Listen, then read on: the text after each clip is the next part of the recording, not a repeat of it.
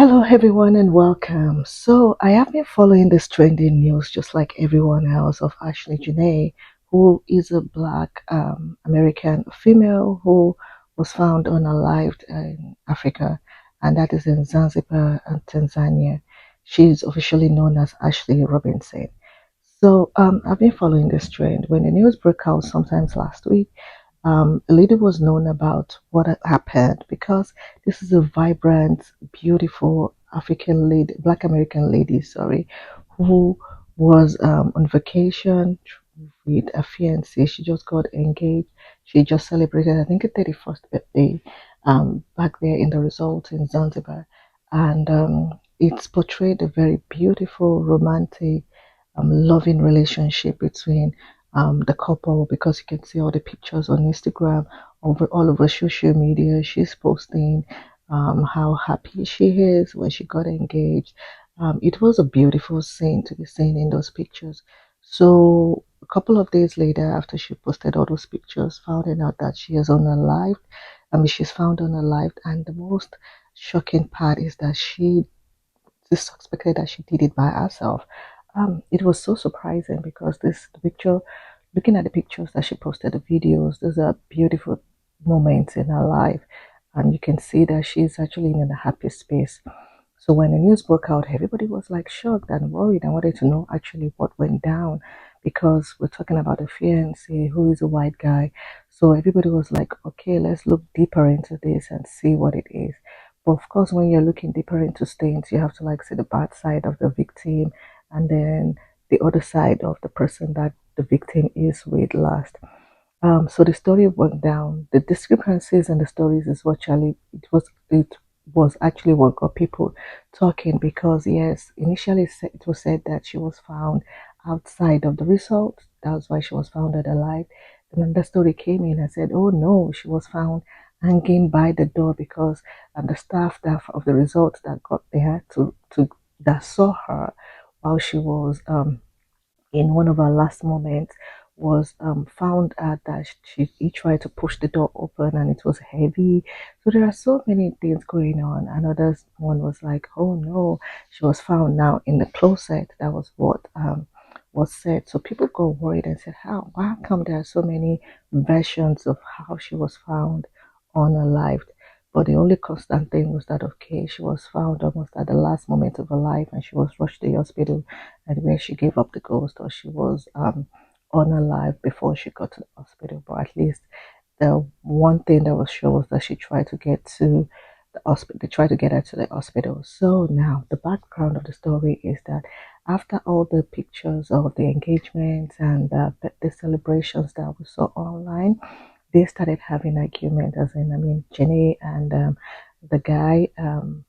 That she was with was like having altercations and people around actually noticed this and then on the night at which she was found unalive they actually changed separated them from their room because the next neighbor by their room actually had them having this hot verbal altercation and had to call the staff and say, hey, I don't know what is happening in there, but go check them out. And when they did, they actually said, okay, these altercations that they are having, they have to like separate them for people to at least cool off a little bit. And they said they moved Jenny into a room that is like 8 or 7 minutes walk from where the guy is staying and then moved her to another room. And it was in that room that she was found unalive. Okay. So that is the last time the fiance said he talked to her, but there was a staff that worked there that said, okay, she saw her and she was walking around and then asked for a charger. And he said, okay, I'll get you one. And she said something to him that, okay, just make sure you come around, bring it back and come back in the next 3 hours to check up on me or something. So there are lots of stories that are unfolding right now.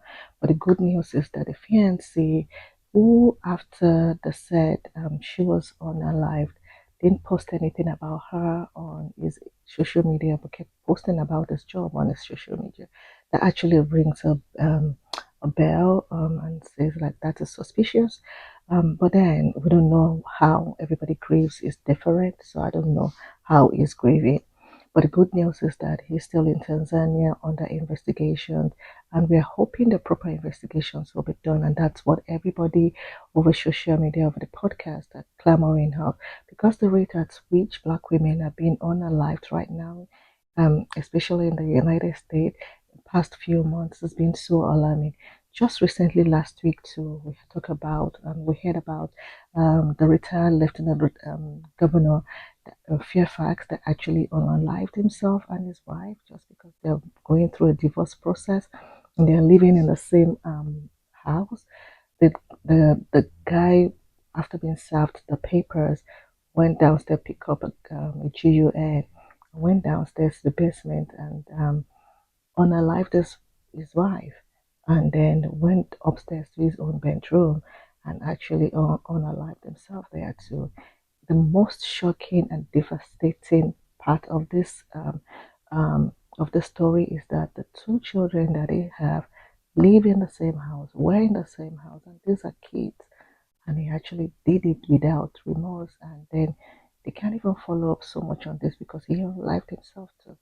So leaving the poor children to actually live their life with such horror, and then leave with probably going through therapy all through their life, because these are the people they know brought them into the world and were actually did this to themselves while they were there. The trauma, I am sure it's going to go a long way. They have to need a lot of therapy, a lot of care to be able to get through this. And my heart and with the kids, it's a horrible thing to even think about and not think that it happened. So yes, there's a different things going on right now, and I'll just appeal to all the black ladies out there. If you know you are in a situation that in your mind you think that it is toxic to you, please leave. Sometimes you don't know. I know there's a Virginia law in Virginia right now that you can be divorced and still live under the same roof. Maybe the lady didn't say it coming because sometimes you don't know the stretch the limits to which anybody can go. So, I mean, if you're in those dicey relationship, you think that it's better for you to move on. Like Ashley, I'm not blaming her because she's gone right now. Perhaps if she has been so agitated, so the intuition is making her to go ahead having altercation, verbal altercation with this guy all and all. I think she'll have just called the vacation, quit, and then travel back to the United States and said, "Okay, I'm just done with this." But then she still thinks she still has to fight for this, or you're thinking that no, you can't have a upper hand. Sometimes you just let it go as a lady and just move away. So because you can't really know what this or the other person is talking about or is thinking about, or how they're gonna react to situations like that. And for the Fairfax family, I really felt that I know through the divorce process, saying they still have to live under the same house, but there's nothing saying that they shouldn't even live separately while the divorce processing is going on. Although there is an update that says the judge that is actually the judge has actually told the retired lieutenant governor to actually move out of the house by the end of April. Probably that's what actually triggered it. That if you can have this house, you can have the kids. I can't just move out because I've worked for this. Now rather like take you out and take myself out, so nobody wins. I guess that's what the situation is. And then just of recent, you know about the lady too that was actually murdered. I think it's Florida, Coral Spring. That was murdered recently too by her husband, and she was actually trying to like announce that she's going to the Congress. That was a horrible state too. The guy actually unalived her with a GUN in the house and put her in a trash bag. This is a lady who has been very, very vibrant, talking, helping, and giving back to the society. I think she's an 80 or African descent, and she's been doing wonderfully well. And we're talking about a space of a month.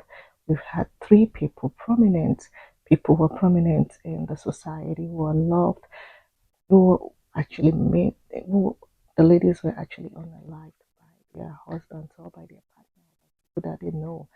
This is actually um, a warning sign, like it's opening eyes to people and saying, hey, what is actually happening? As much as the ladies are trying to like update and upgrade, do good for themselves, pull these people along with them. But we've seen an increase in people not trying to understand what is happening to um, their partners and just not saying things. So the red flags are there all through. I am just advising and appealing to everybody to stay safe out there and do take care of yourself. If you feel any type of fear, please seek help.